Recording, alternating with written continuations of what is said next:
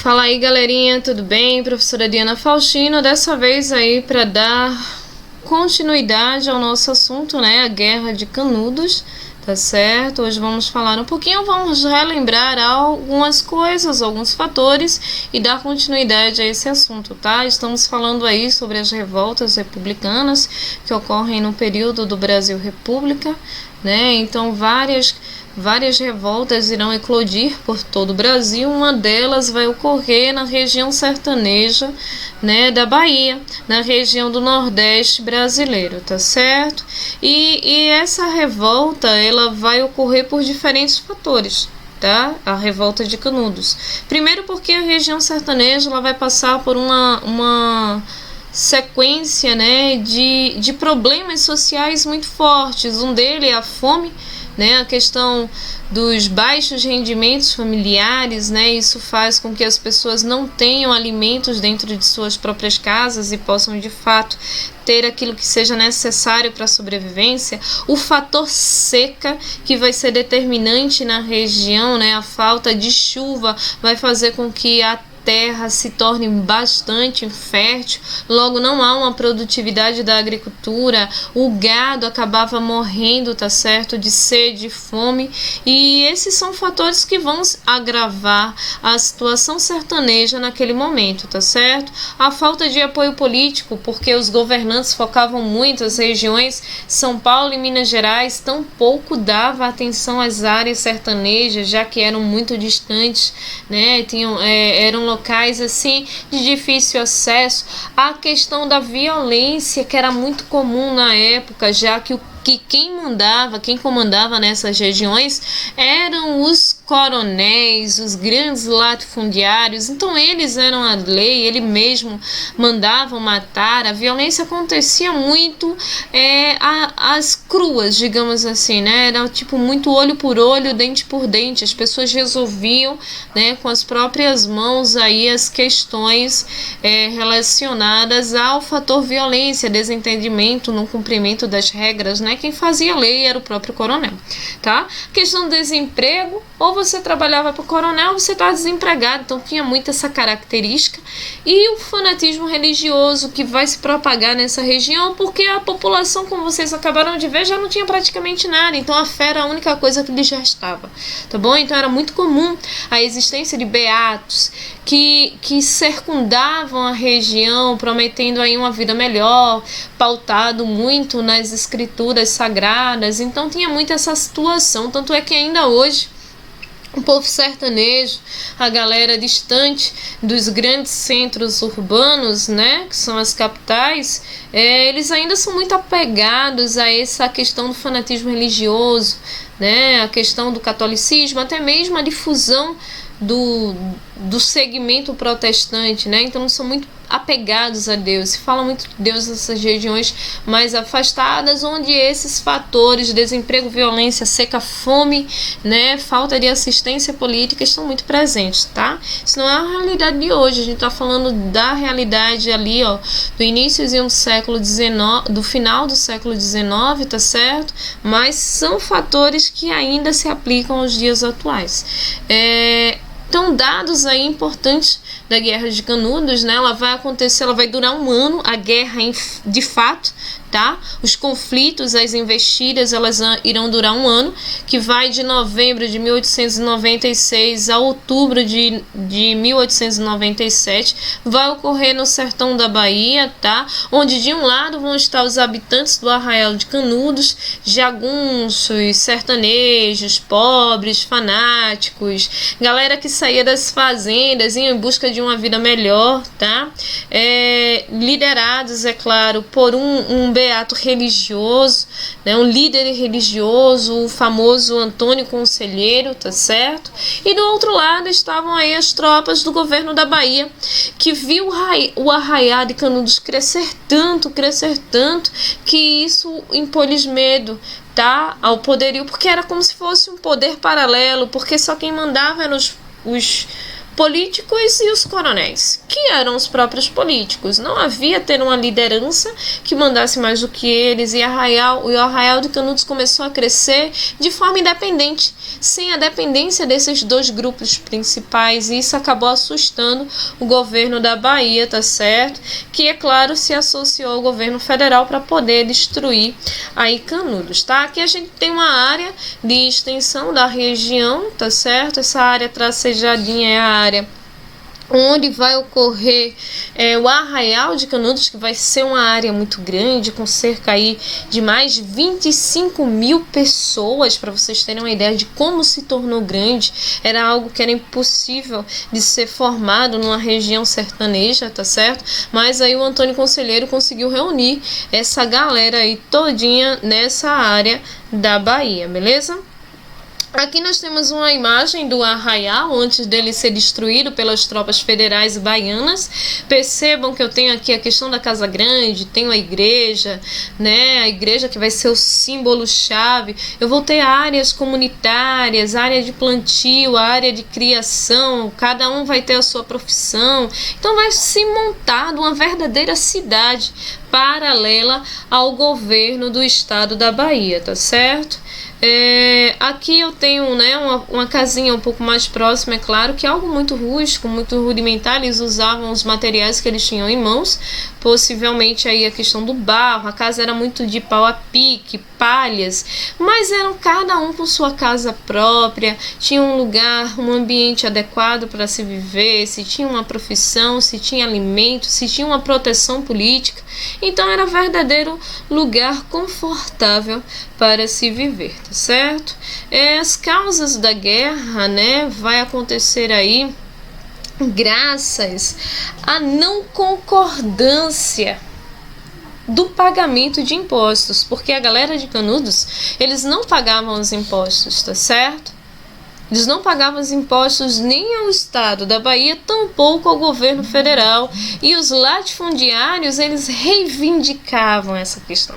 É claro que eles não reivindicavam somente isso. Eles perdiam jagunços, eles perdiam pessoas, trabalhadores que fugiam das fazendas e iam morar nos arraiais, né? Eles perdiam escravos, porque ainda haviam escravos nesse período, tá certo? Principalmente nessas regiões interioranas, tá? Eles saíam perdendo várias coisas, então eles queriam serem recompensados, né? Eles queriam que o governo tomasse uma providência, e é claro que o governo ele vai tomar, tá certo?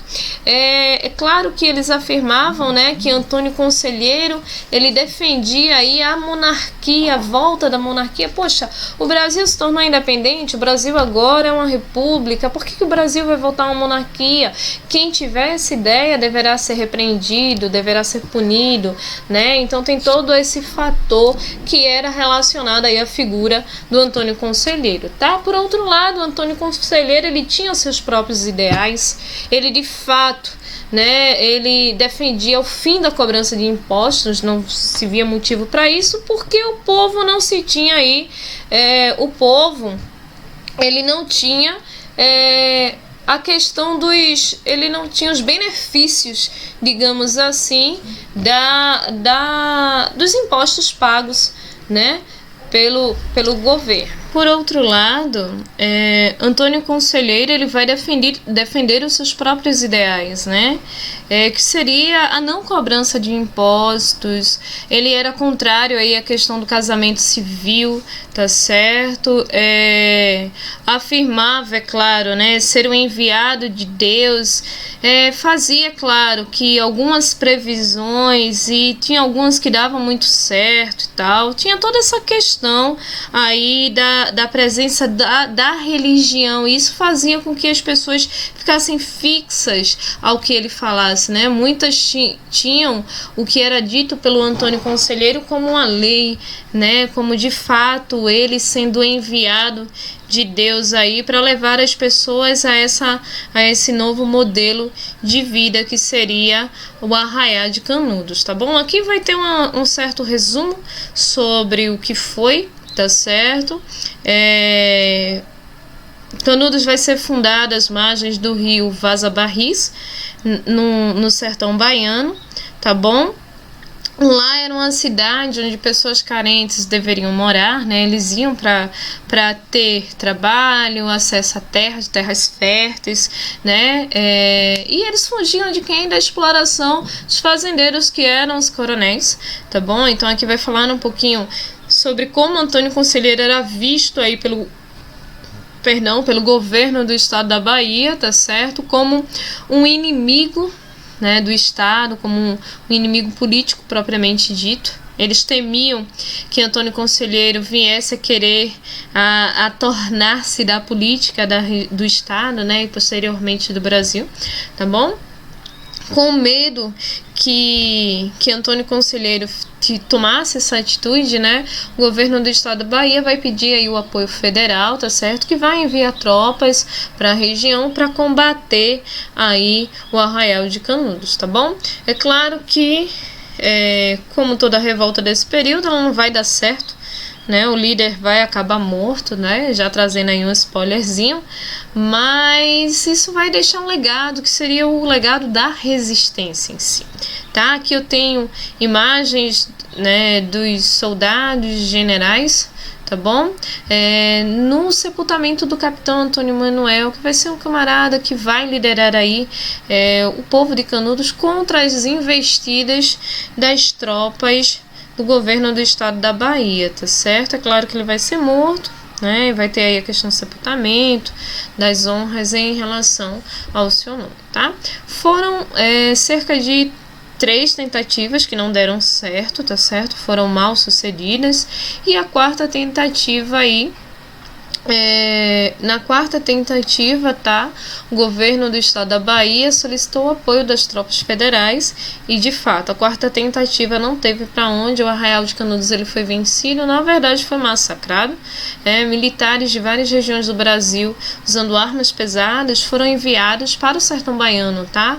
Massacraram os habitantes do Arraial de Canudos de forma bruta e até injusta. Morreram muitas crianças, mulheres e idosos, sem piedade, tá certo? Então vai haver um verdadeiro massacre na região após a quarta investida. Foi basicamente um ano de resistência. A Guerra de Canudos vai significar aí a resistência da população marginalizada, né? Do povo nordestino, povo que era tão esquecido e que agora consegue construir uma cidade completamente independente dos domínios, né, das leis, das obrigações relacionadas à Bahia, né? Então, assim, isso vai ser bem interessante como um movimento de resistência desse grupo esquecido pela assistência governamental, tá? Embora derrotados, eles mostraram aí que não aceitaram a situação de injustiça social que reinava na região, sob o domínio dos coronéis, apesar que depois voltou a ser tudo a mesma coisa, tá? Aqui trazendo um pouquinho da biografia do Antônio Conselheiro,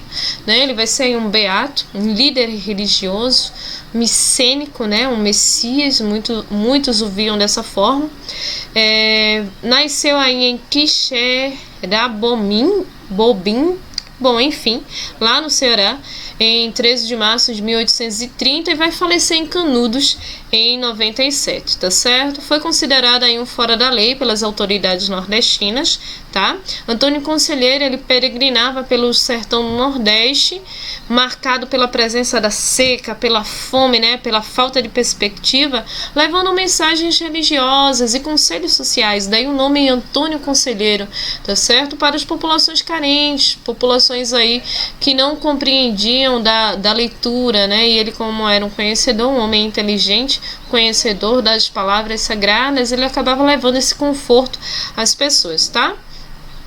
Conseguiu aí uma grande quantidade de seguidores, tá? Quase cerca de 25 mil pessoas, sendo que muitos o consideravam santo. Eles tinham muito essa pegada, né? De beato, de conhecedor da palavra. Muitos atrelavam a eles aí milagres, tá? Há relatos de seguidores de Conselheiro que afirmavam que o beato tinha capacidade de fazer milagres e que o mesmo fazia aí previsões de fim do mundo. Então veja, né? Não era difícil prever que Canudos ia ser atacado e que com certeza iria perder porque não detinha aí tantos armamentos, apesar de Canudos estar armado porque o Antônio Conselheiro tinha uma certa influência, tá? Não conseguiu ninguém que chegasse e tomasse partido em seu nome, mas conseguiu armamentos e isso deu um certo trabalho ao estado da Bahia, tá bom? Aqui tem uma imagem do corpo de Antônio Conselheiro, tá certo? Única foto de Antônio Vicente, também vai ser a única foto dele morto. A representatividade aí, ó, do local onde ele nasceu, mediante a cruz, tá? Aqui tem umas fotos que vão relacionar aquele período, né? Pessoas sentadas aí representando os prisioneiros de guerra, fora os que já haviam sido mortos, tá certo? Carbonizados, porque a cidade foi toda queimada. Alguns generais, né? Os militares, a tropa do exército brasileiro vindo de vários cantos do Brasil para destruir Canudos, beleza?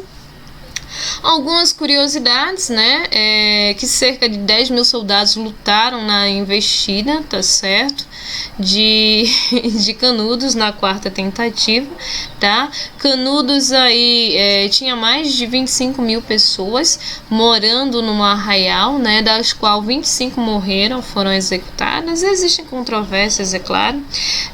Euclides da Cunha, ele vai relatar aí esse massacre, tá certo? Isso vai ficar escrito na literatura brasileira.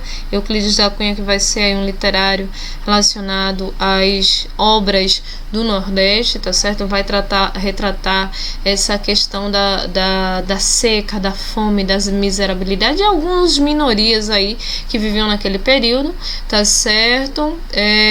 Também há uma outra característica bem interessante, tá? É que o arraial de Canudos, no final, né, dessas investidas, ficou meio que um cenário de fim do mundo, aquilo que o Antônio Conselheiro previa, né, porque as casas foram queimadas, né, alguns corpos carbonizados e tal, então era uma cena bem feia de se ver, né.